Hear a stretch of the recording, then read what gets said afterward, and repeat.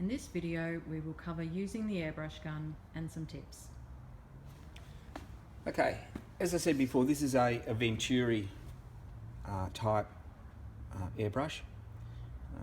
Gravity feed airbrushes have the paint container which goes in on the top, so the gravity allows the paint to flow in. But this Venturi type, it relies, as I said before, on the air coming through to draw the paint up.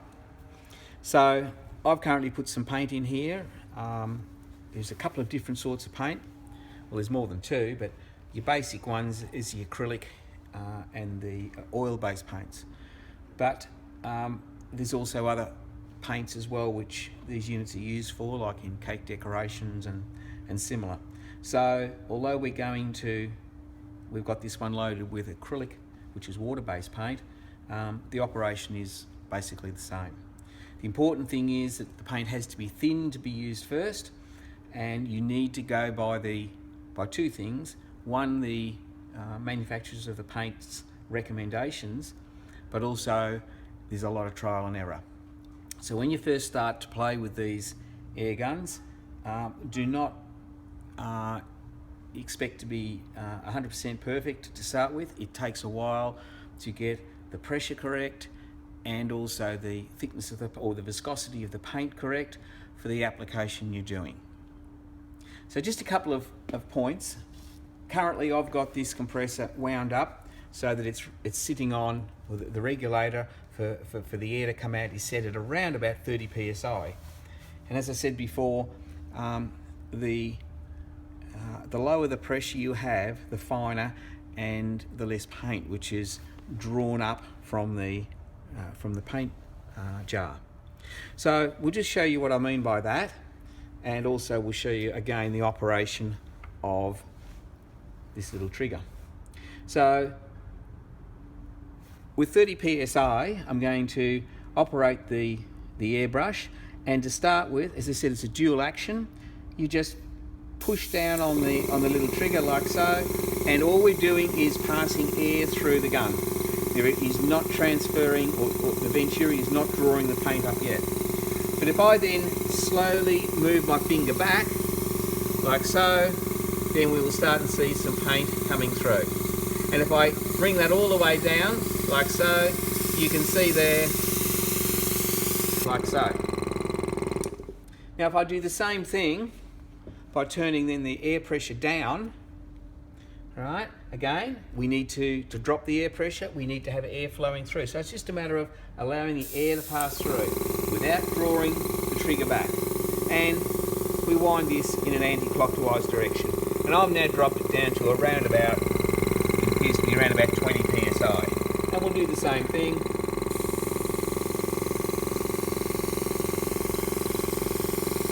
And you can see there is a little bit less paint coming through on the board than what there is on the top one. Also, the speed in which we run can also have a big effect on it. If we go quickly, of course, it will apply less paint onto the job. Now, as I said before, the other ways of changing what we're doing here is the viscosity of the paint.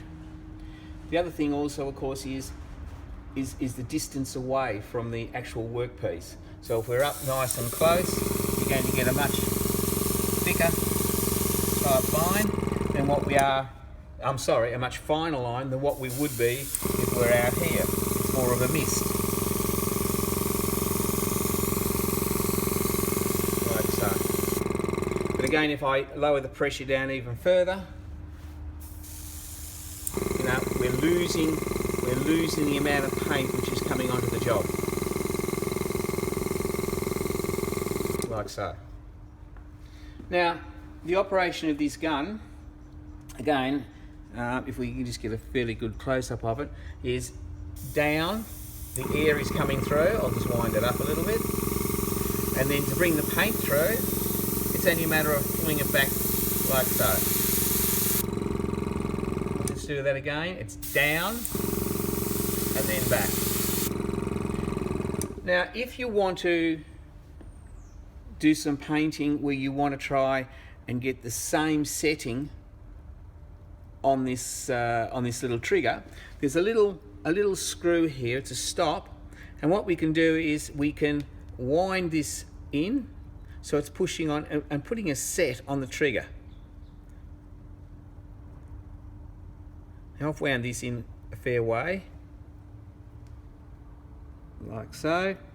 It's probably enough, and it's only a matter of now of just pushing straight down on the trigger, and the paint will start flowing through at a set rate. And you can virtually hold the trigger against the little stop, so you've always got an even setting, like so. And I'll go a little bit more. Now this also will be affected by the viscosity of the paint,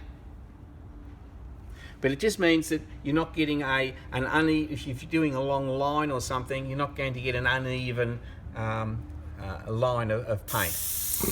There it is there, and I'm holding it against that stop here.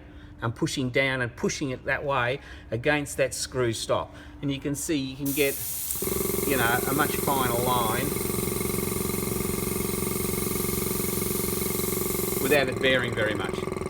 Speed will vary it, and distance away, but it's all practice. Okay, so I think we've covered the setting of the screw, the operation of the trigger.